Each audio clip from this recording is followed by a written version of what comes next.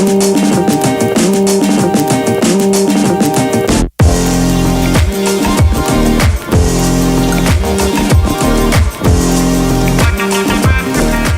olen täiesti esimest korda selle järve jooksul, et sellepärast tulingi, et see asi on veel proovimata. Tavaliselt on alati hea ilme, aga täna tegelikult on ju päike paistab ja kõik on super.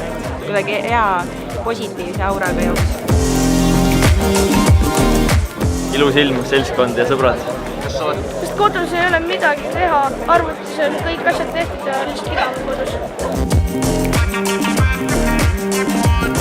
See on üks traditsiooniline jooks ja sellest ei saa mitte osa võtta.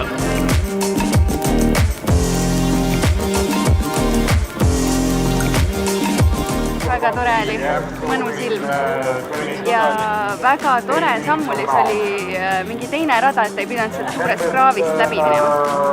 See oli väga mõnus. No ikka, nüüd proovisin ära, eile kui sain 80, nüüd tulin proovisin ära, kui ta on, võib hakata jooksma nüüd edasi siin ka. Kõik on siin nii ideaalne ja rada on nii, ma ei ole mitu aastat käinud, rada on ka nii hästi teinud, et ei tee poriseks ega mitte midagi. Väga hea.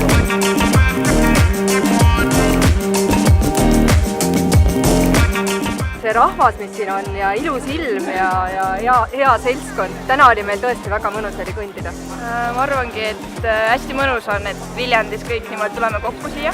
Siis see seltskond ja hästi mõnus on ilusa ilmaga käia niimoodi. Mulle meeldib siin joosta lihtsalt.